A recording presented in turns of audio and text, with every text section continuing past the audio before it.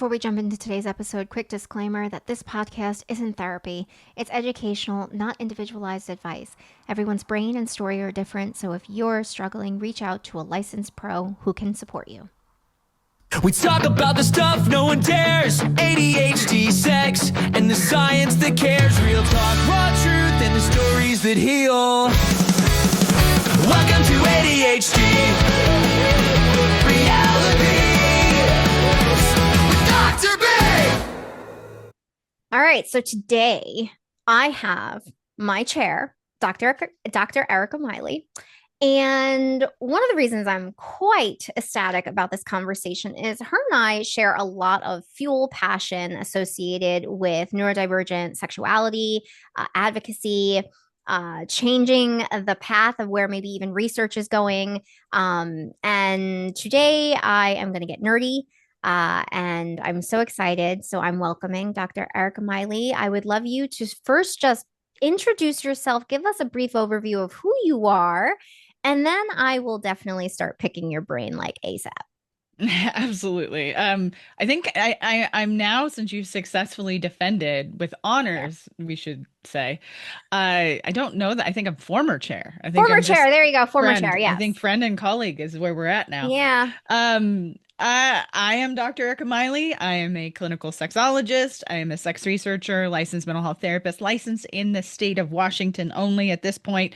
Yeah, we'll see if that changes in the future, but who knows? I'm spending a lot more of my time doing sexuality research, as Leanne had said. I do kink research. I'm just generally a very nerdy person, and I love playing detective with essentially like how our human brains work and how our genitals respond. There. I am very grateful that you're having me on your show.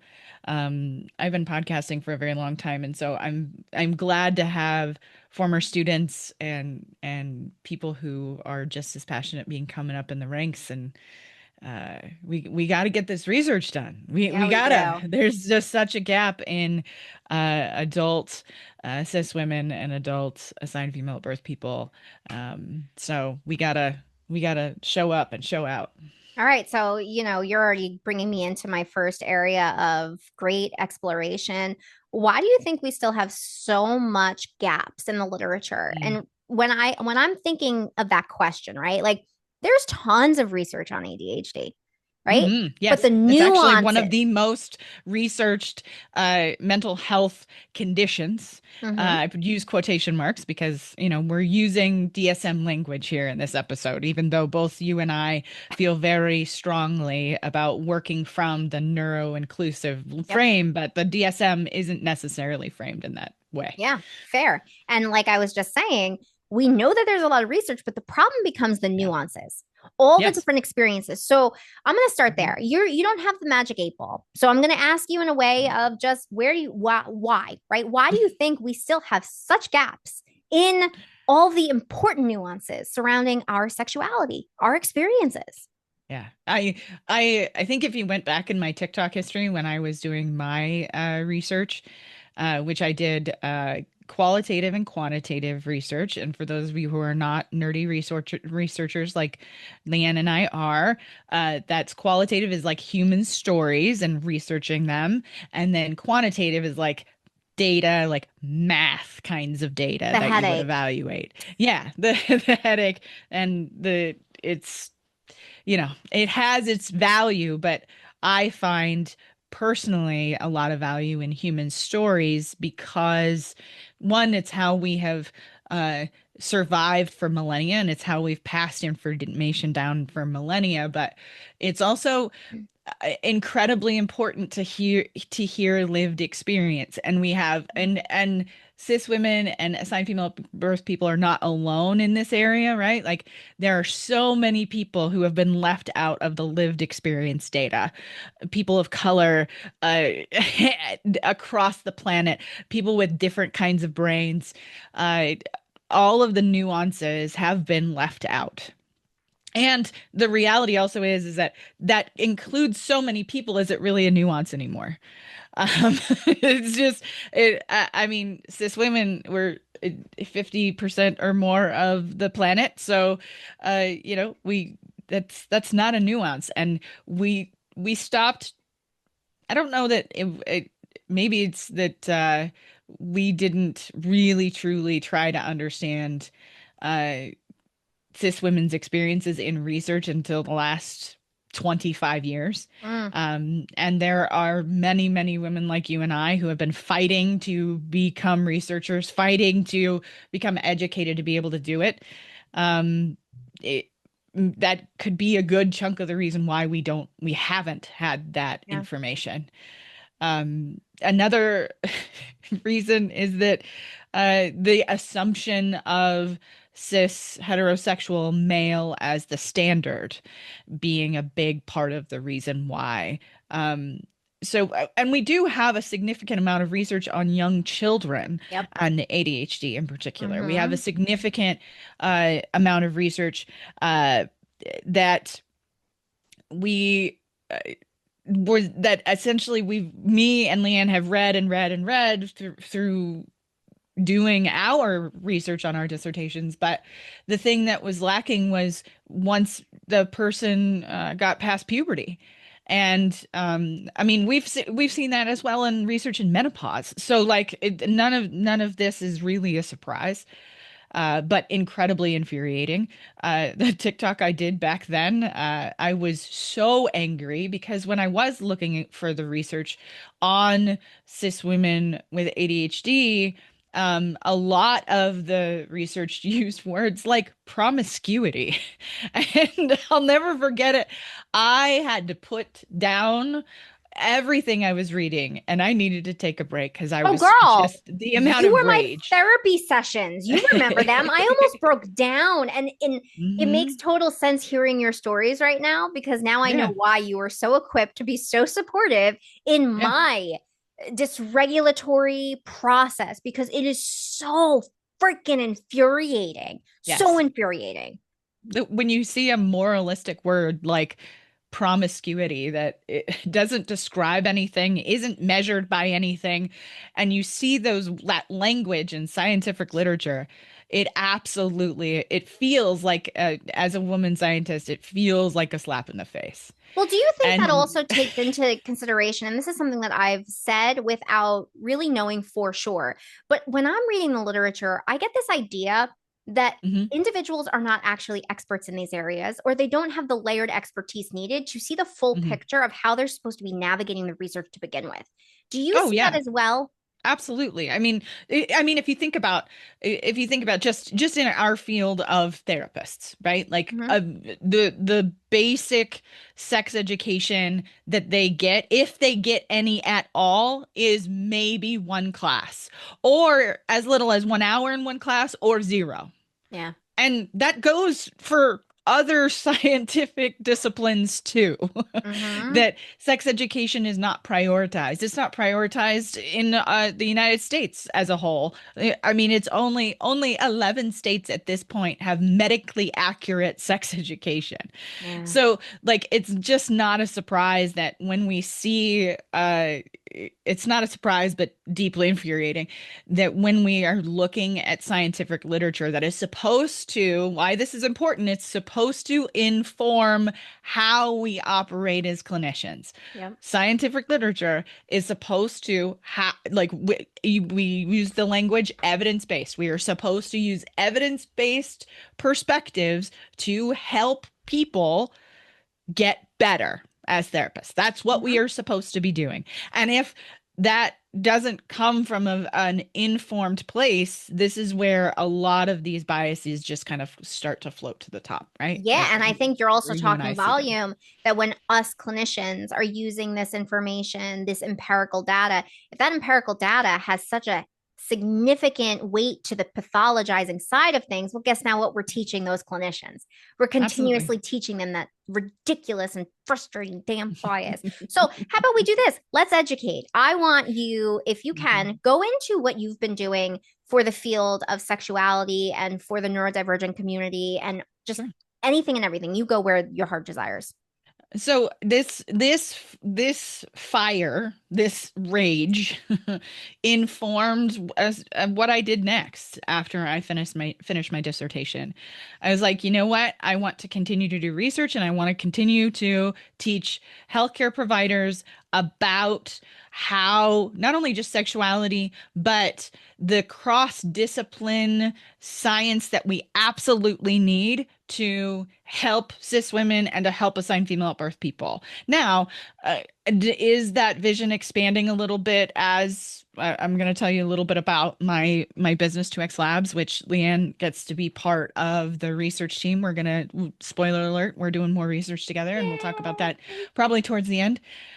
But like, I was so upset that I was just like, okay, that's it. I'm gonna teach this myself. I'm gonna bring people along that can help me do that. So me and my business partner, Dr. Bethany Supaz, which Leanne got to meet when we went to Lovely ASEC. individual. Lovely individual. She's Amazing. brilliant. She's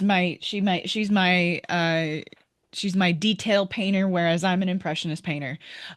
She's incredible, and she and I created it's a continuing education business. It's called 2X Labs, TWO, the letter X Labs, and our idea is that we wanted to teach therapists and other healthcare providers about what does research actually say and what do we know right now, because more and more and more coming is coming, and that is what I'm grateful for. As much as I'm filled with rage, the other thing I'm filled with is hope. And I think especially in 2025 they have to coexist together.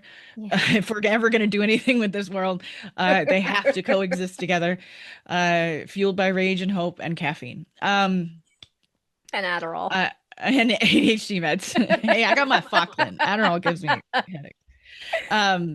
But the importance of helping professionals understand to know what they don't know Hmm. was a really, really big piece of what I wanted to do.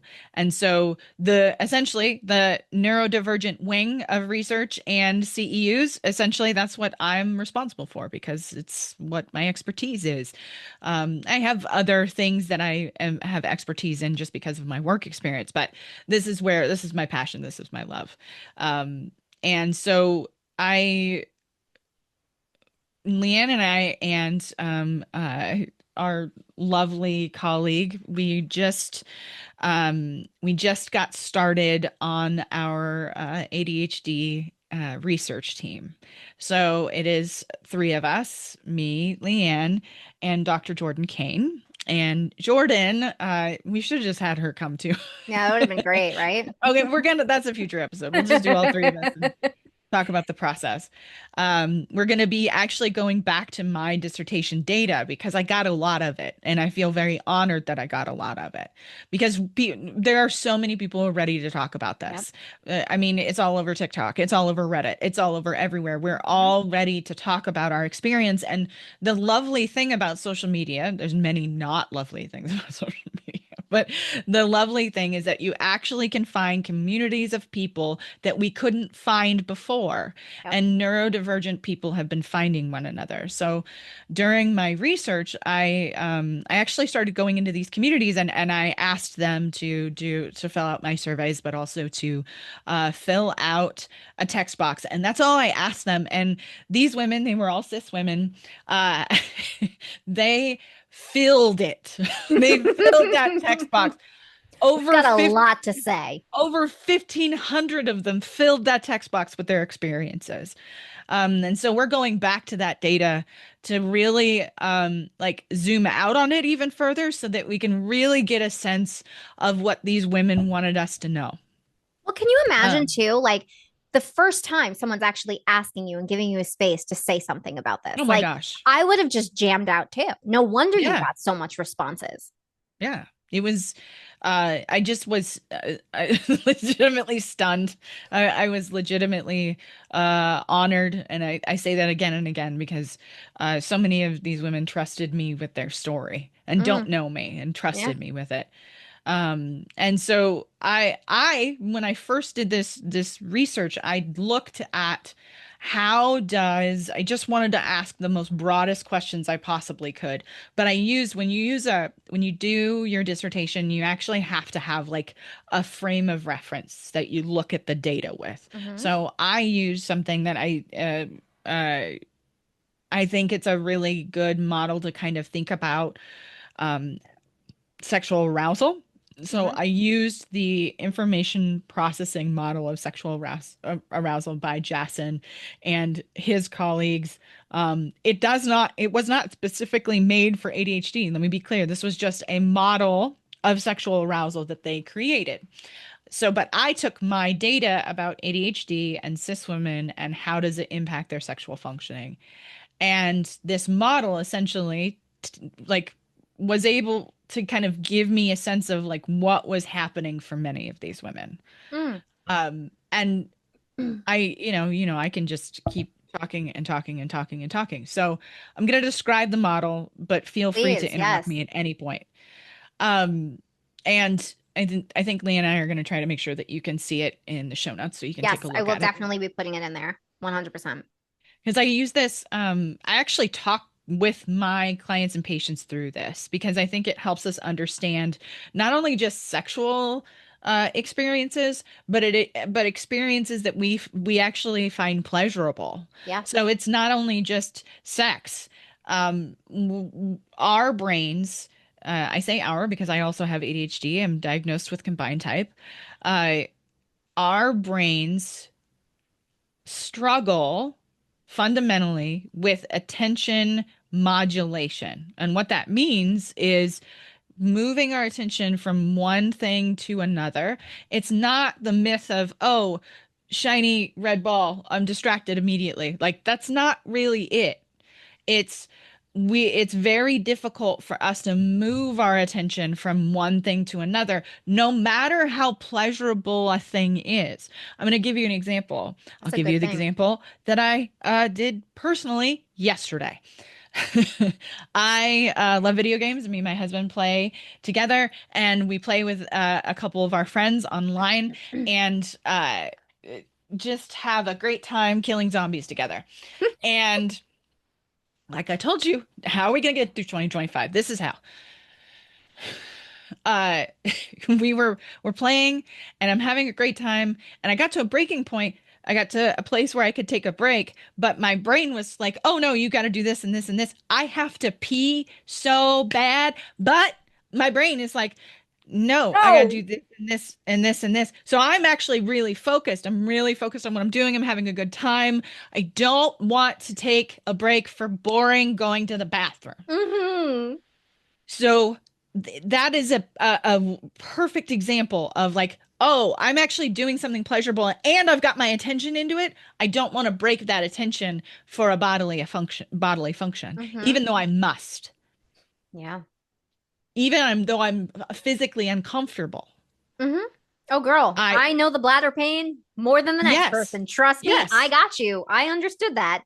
right. And but this is an example. I'm trying to use this as an example to kind of help people understand like this is what the information processing model of sexual arousal essentially is kind of describing in the way of like what happens to people generally. So their argument is that we have attentional processes, that we are constantly paying attention to different things. Lots of people, not just Mm-hmm. people with ADHD, Yeah. and that our brains make an appraisal, essentially a judgment between something that is sexual meaning or non-sexual meaning. So is this thing that I'm experiencing or thinking about or seeing or hearing, is this sexual or non-sexual? So our brain's actually doing this a lot, not just with sexuality, but with a lot of other different kinds of things. And then their argument is that there's a response generation. And then we also have a lot of automatic processes that are happening all at the same time that we're not even thinking about, like breathing, blinking, Mm-hmm. sweating, all of that kind of stuff. Okay. That's all automatic processes that are taking place as well. Now, if you think about ADHD, if we're struggling with moving our attention from one thing to another, sexual experiences would be an incredibly difficult place to be able to modulate your attention, depending on how you see and feel about sexual behavior as a whole. So, if Mm, you have your own sexual assault history, if you have your own issues with body issues, we could talk about mhm, like eating disorders, we could talk about even just body image issues. Moving your attention from all of those things to sex is very, very difficult. mhm. Even when you're doing any kind of sexual behavior you like, and it is very difficult to keep your attention there. Can I give you an example? Yes, So I'm last ready. I'm going night, to take a and sip of I coffee. I love my husband because he gives me the seal of approval to speak openly about our experiences, which I truly appreciate because it makes me less restrictive, which we love that. Last night, we were engaging in penetrative based sex. Mhm. And penetration for me is not the end all and be all because I'm also perimenopausal. So I'm experiencing Yep. thinning in my vulval tissue and I'm on estradiol cream. Mhm. And I have also experiences from my last pregnancy that left me very concerned about miscarriages. So, sex in general became a connection of disconnect and like muscle spasms. And so, last Mhm. night, we found our rhythm, like how to get back into it. And there are forms of penetration that I absolutely enjoy. I personally Mhm. enjoy that in some spaces, it provides closeness that maybe other Mhm. interactions can't for me. And last night, particularly, we kind of navigated it. We were talking. And then as he's inserting, my head started coming out of the moment that led me to the place to even just get there to begin with. And then Yep. inside my head, I was like, fuck, don't lose it, don't lose it, don't tighten up, don't do it, don't do it. Yes. And it's like I was going ping Yep. pong potato chip, trying to keep my focus. And I just Yes. blurted out loud and said to my husband, I was like, I need you to help me. I'm too much in my head and I need to Mhm. come back into the moment. And so we started interacting. And what you just described is exactly Mhm. what I just experienced last night. It's Yes. really hard to stay in one zone. And then when you are pulled from it, it can be Mhm. so disheartening, frustrating, shut Yes. down. So I just had to throw an actual visual there for anyone Oh, who cared I to. think it's exactly what so many cis women are experiencing. Yeah. You wanted to be there. You Yeah. wanted to be part of that experience with your partner. You wanted to have that experience. There was no sense of like not consensual, like non-consent. There was nothing that you didn't want to happen, Yeah. but your brain was not on board in the way you needed it to be for probably a myriad of reasons. Yeah. It could have been because of meds running out. It could have been because of you're tired. It could have been because God fucking knows. Like hopefully we can swear on here. Fair. No, no, that's fair. Um We're like cursing a station we over just here. yeah, we just don't know what probably pulled you out in that moment. And it could have been just like your brain's like la la la la. Like it could Yeah. actually be that simple. um, that's why I encourage a lot of my people. So I use this information when any of my patients are telling me this. I use this information and I go, okay, let's try to figure out the common things that are maybe pulling you out of the moment and see if we can create accommodations around them. Love it. This is where I came up the term relationship accommodations and sex accommodations Love it. because it's really important to be able to tell your partner or partners, my brain wants to be here with you, Hmm. and sometimes it decides that it needs to sing the lyrics to a 90s song that it hasn't listened to in 25 years. This might be a personal experience in the last week. I so And relate sing to it that. from the beginning to the end. But that is not sexy to me. But again, it had to happen. It had to happen. And my husband laughs, but he also knows we've been married for 17 years. He knows like he'll do something funny to bring me back and we'll laugh and we'll play Yeah. and we'll bring it back to the moment. But with my patients, I'm definitely doing something similar. I'm like, okay, what is it that can bring you back to the moment so that we can take the 90s song and go, oh yes, I see you, Fresh Prince of Bel-Air. Let's move you back to the background a little bit and let's come back to what we're actually interested in Hmm. doing. And so that could be things like something that I loved about your dissertation is the understanding how can kink or power dynamics, I do research in kink, how can those things actually help us increase our awareness in sexual experiences. Now, that is so unique to an individual because there are lots of sexual experiences that pull us out. We're just like, oh, no, no, no. And then there are sexual experiences that pull us in. So it does take some trial and error to try to really figure out what works for somebody and what doesn't work for somebody. And I even piggyback off of that. I think this is what I have learned through my journey as well as an Mhm. ADHDer is that even when you are finding the what is and what isn't, there's still always going to be a new. And it's never Yeah. like a set. And I think even like when we look at how the mental health field, therapy treats things, it's very medical model-y, where Mhm. it's like very, okay, here's your concern. That's that Here is how we evidence-based approach practice, it. right? And now you're good to go. And I think Mhm. that becomes the barrier I at least had. And I see it with a lot of my clients. That's Yeah. not our narrative. That isn't Mhm. going to ever be good enough. We are always going to have to be fluid with things Yes. like it can work and then it doesn't. It can work Yes. a week and then it can't for a month. Like that right there is hard shit to swallow. Mhm. So we have to think about it in such a different way. Like my argument in my dissertation is that was that because I told Leanne this when she was working on hers was your dissertation, and this is not going to mean anything to those of you who don't give a shit about this. So feel free to tune out for these 2 minutes. I'm going to talk about this. Uh, the dissertation is one of the few places you get to make wild claims.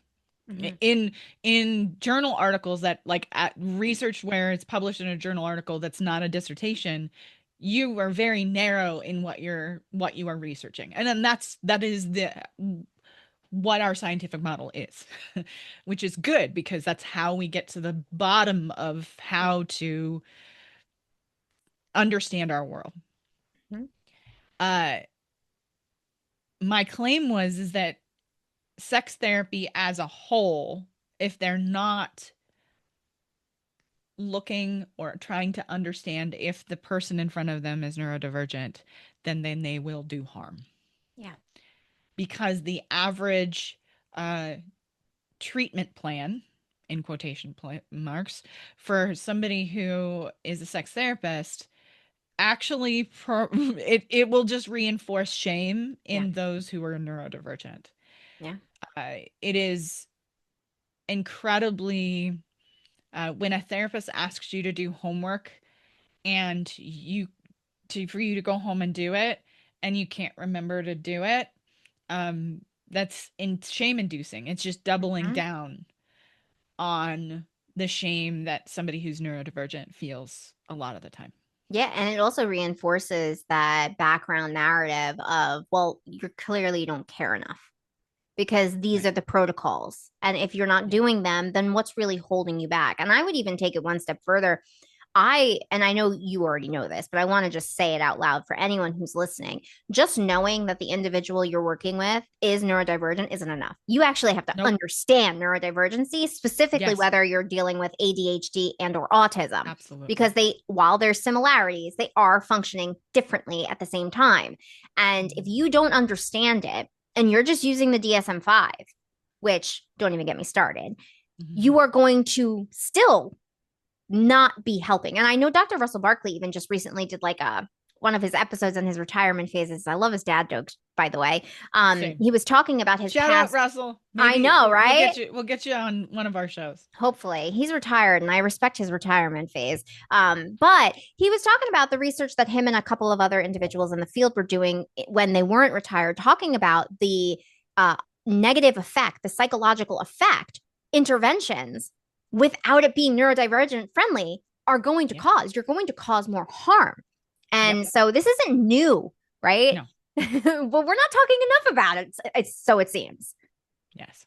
Yes. I mean, uh, it is sadly, I just want to honor any of you who are listening who are not, the research nerds, but you're a person who has ADHD. I just want to honor that if you've ever experienced that, or if you've ever been on the other side of that, um, that if something's not working in therapy, or if something's not working in sex therapy, it could be the relationship with the person, but it also could be that they're not educated well in what's going on with you.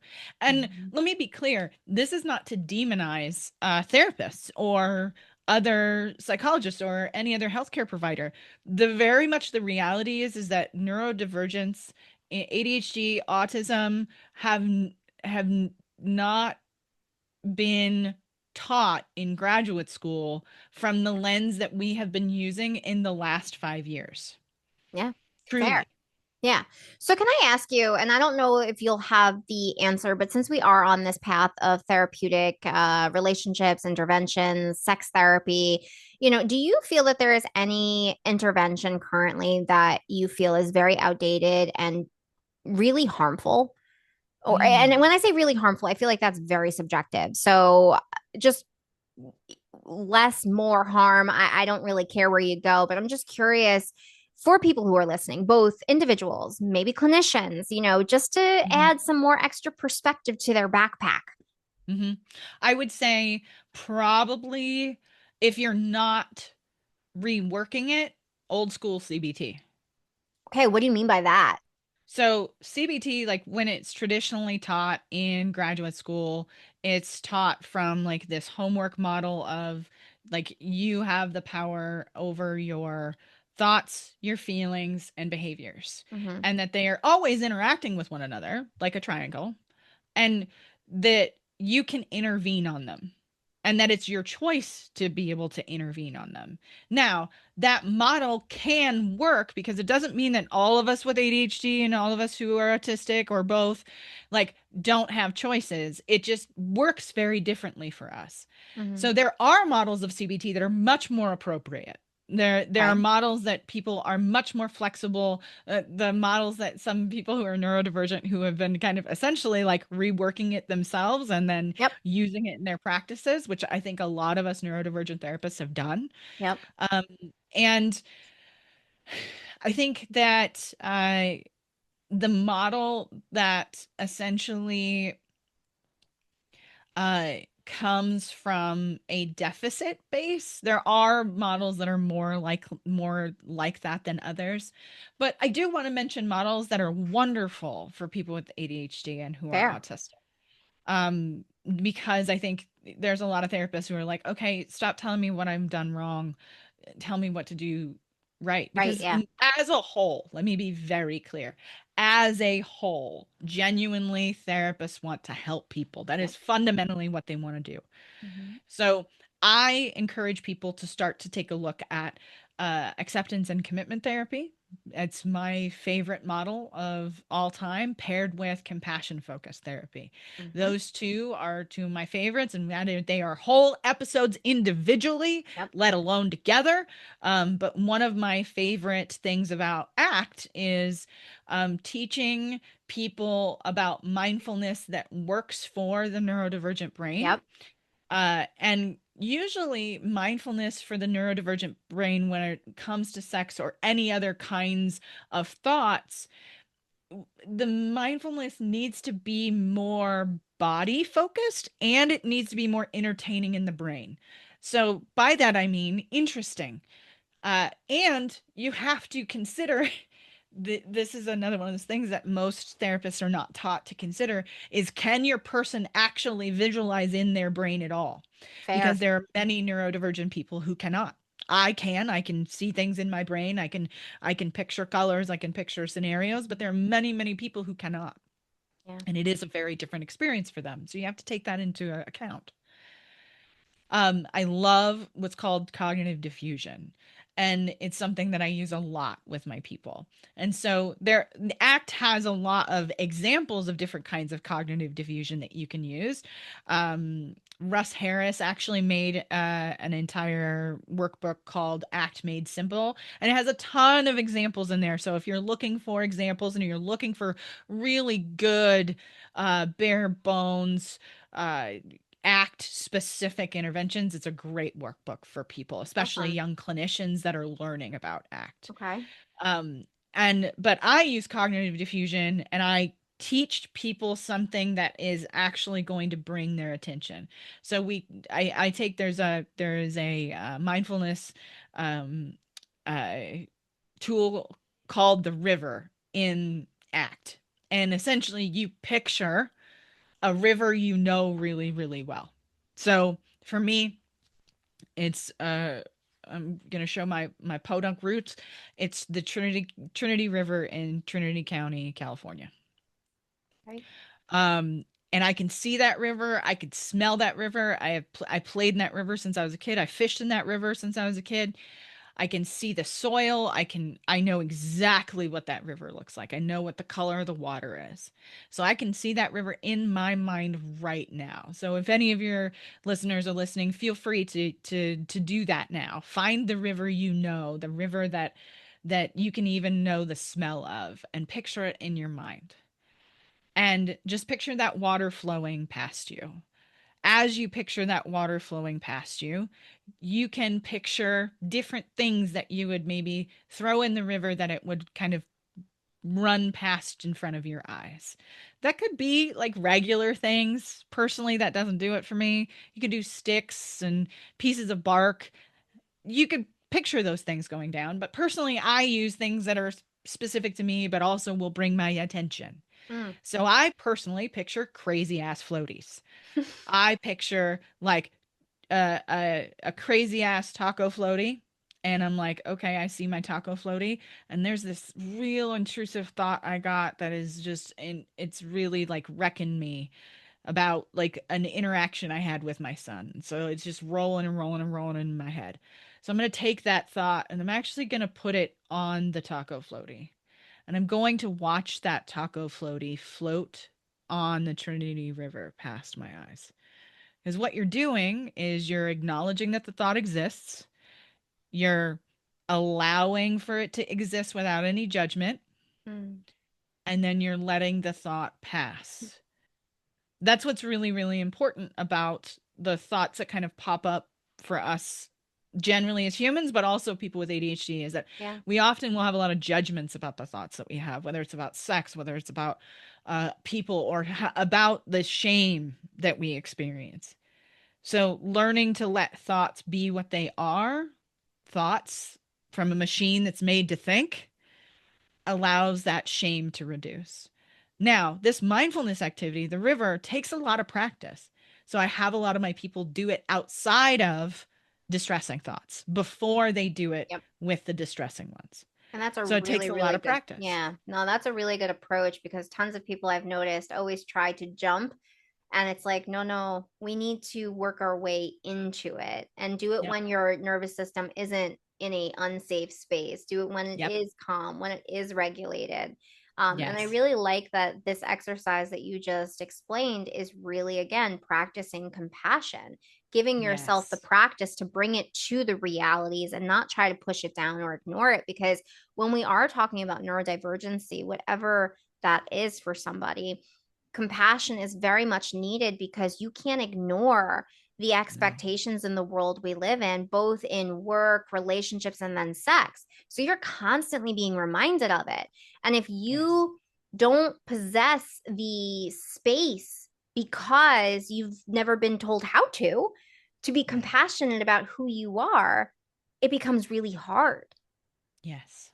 And it Absolutely.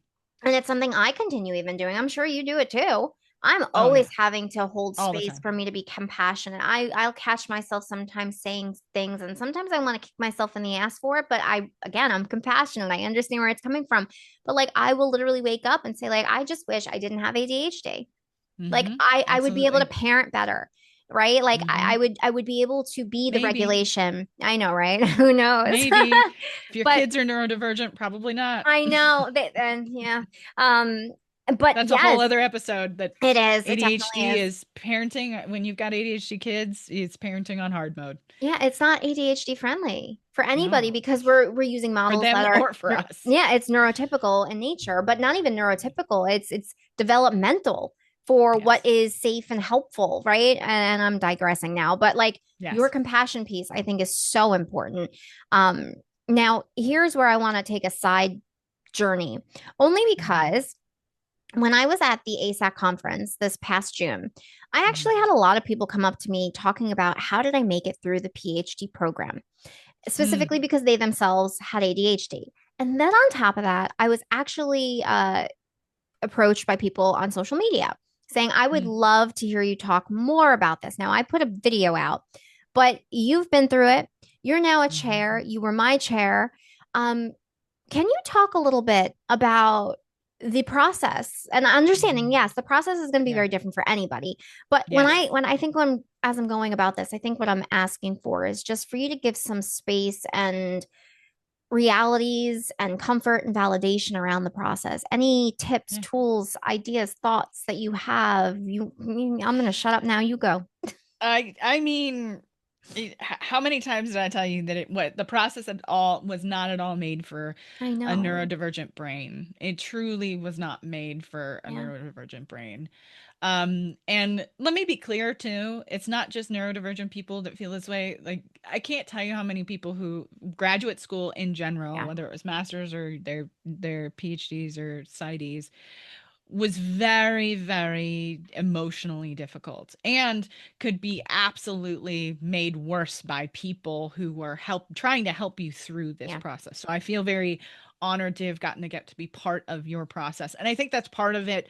The first thing that if anybody is listening who if you are going to be a chair, if you're going to be supporting people through the dissertation process or the master's process, come at it with some freaking humility. Like this process is incredibly difficult and it's incredibly difficult emotionally for a lot of people because you have to confront down deep for every single person, neurodivergent or not, your own worthiness and how worthy you think you may or may not be to do this work. Yeah. And second, I would say is that for me personally, how I got through it was I kept reminding myself that I got to play scientist. So I tried really, really hard to almost put myself in the Bill Nye role, almost like it wasn't like my everyday Erica self. It was more like, oh no, Yeah. you get to put on the trench coat, you get to put on that white coat, and you get to take a look at the world through that lens. And so that actually helped me. It was actually a visualization that helped me kind of return when my brain would like freak the fuck out because it would find 25 other things I was interested in. Um, the other thing is that I would say, um, find somebody on your committee that will help you be accountable. Um, for me, it was having my committee involved in the document that I was building. So that's what I had Leanne do in the very beginning was have a Google Doc that I can keep looking at. And the idea that they could see it Yeah. gave me a level of accountability that I Yeah. didn't anticipate was actually going to be really effective for me. Yeah. So give yourself accountability. Uh, there are a few deadlines depending on what kind of dissertation you're doing that you need hard and fast for you with ADHD. Because if you don't have that deadline, it's not going to happen.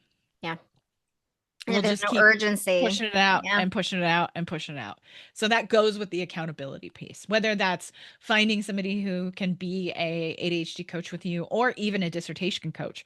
Those do exist. Yeah. Um, I would also say um be in therapy during that process because unless your chair is a therapist already, like you don't there's gonna be a lot of feelings that come up. Yeah, And low that's one of key, the I'm things. not gonna lie, you Yeah. totally were my therapist. I should have probably been paying you for those That's sessions. that's all right. I roped you into doing more research with me. There you That's go. fine. Uh, the being part of the process, I personally find it to be an honor to be part of the process of a student really getting to narrow in on a very specific interest. Mm, If that doesn't make me neurodivergent, I don't know what does.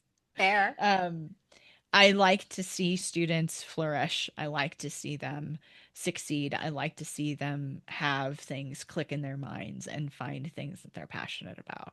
Yeah. Because ultimately, that's what a PhD is, at least for us in the field of clinical sexology. It is a very narrow interest. We're spending a lot of time with something very, very, very specific. Hmm.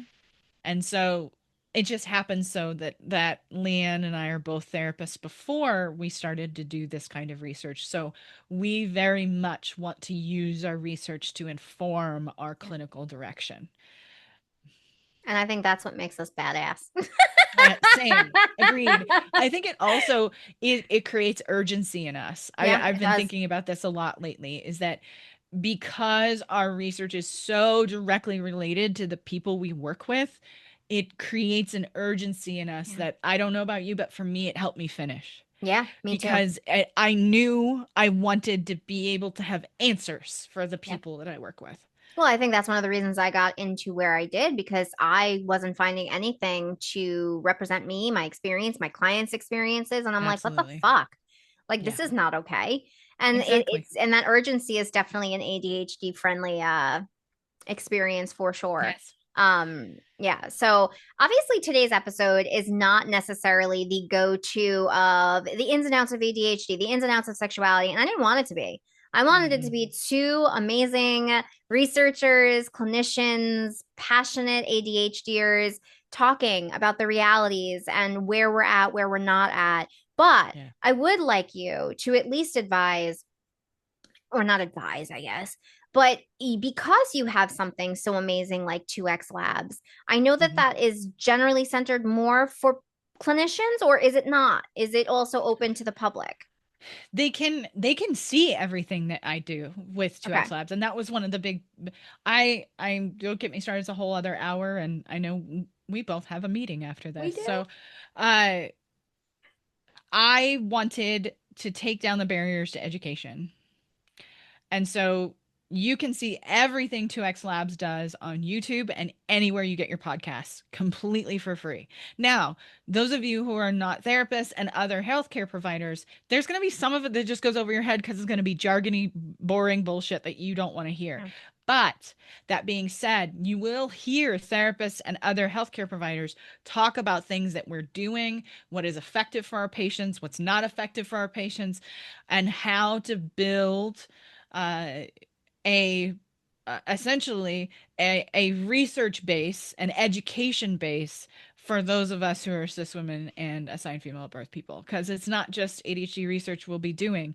There are going to be other people involved with the lab that do other kinds of cross-disciplinary research.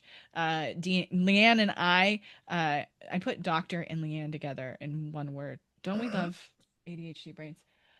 My son and I have created a new funny rule is that any word that we mess up on, we have to use it that way for the rest of the Oh, I love that. Fair. day. uh so we at 2X Labs, me and Bethany have just wanted to create this platform for education and also a place to be able to do research. There more is going to be coming because I have grand plans of a media company. Uh, so keep your eyes peeled for any of that. And you and I will do more episodes together on my show, 100% more your show. centered. And I wanted to ask that because for anyone listening, obviously I think today's episode is I think more steered indeed for the providers, the professionals to be a little bit more Yeah. mindful of these things. But I know that I have listeners that aren't clinicians, and knowing that they do have a place for extra resource, even if some of it might be over the head, if at least Mhm. something can be had is great. Now, to conclude, uh, I think the way I want to end this episode is asking you this. And I don't know if I'm Mm. putting you on this spot, but with everything that we know the field isn't doing, the research Mm. isn't doing, where our Yeah. gaps are, right? Where do you think the field is heading or Mm. needs to head when it comes to neurodivergence and sexuality? Mm. I think fundamentally it needs to head to giving our people answers. Mm, That's what fuels me. Um, I think being able to um capitalize on the relationships between acceptance, compassion, and how it deconstructs shame is yeah. going to be really, really core to helping our people with how they see themselves, how they see their brains, and how they see sex. And so I I see the field, at least where I have power, going that direction for me. Um, Now, do we have a lot of other things to worry about in 2025? Yeah, we do. We might even see us zoom out a little bit. Those of us who are providers, because we have people like RFK in fucking office who Yeah. are trying to essentially uh, take away our access to medications, take Yep. away our access to healthcare. So we might be zooming out. That's the other thing that might happen here, is that we might zoom out. But we have to remember, all of us, no matter what work you do, who you are, the kind of brain you have, pleasure is radical. And making people understand your brain is radical. Yeah. And remember, our brains are not broken. They in fact have they do some really cool things. They do. But there are some frustrations that we all have with them. But if we understand them better, we can continue to use that radical perspective of acceptance. That was fucking beautiful.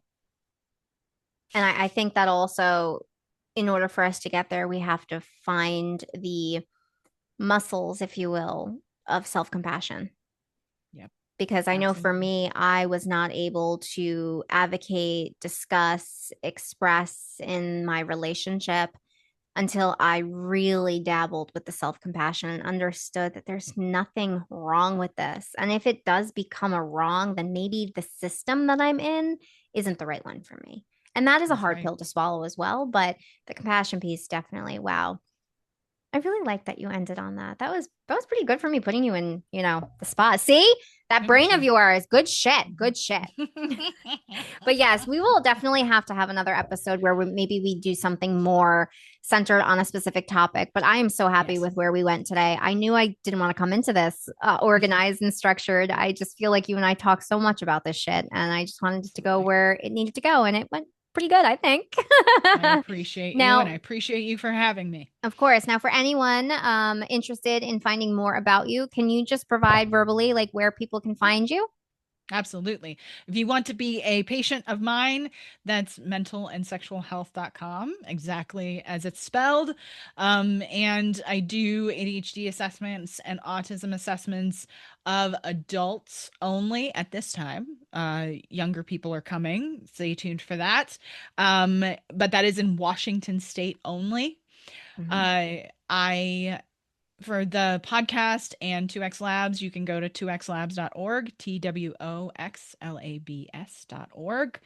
And that's where you will find all of the membership information, but you will also find anything on YouTube, all the podcast places, Apple, Spotify, all of it. So I just Awesome. very much appreciate you and appreciate your time and Of appreciate your course. listeners. Thanks Of for having course, me. of course. And I will put all of those in the description below for anyone that did not make it past mental. Fair, right? Exactly. All right. Exactly. So thank you so much, Dr. Erika Miley. I am so grateful to you, and I'll be talking to you soon because we're jumping into a research meeting now to kick ass and make waves even more. Thanks for hanging out with me on ADHD Realities. Hit that subscribe button and share it with a friend who gets it. And always remember, your brain isn't the enemy. Work with it and not against it. Until next time, everyone, be well.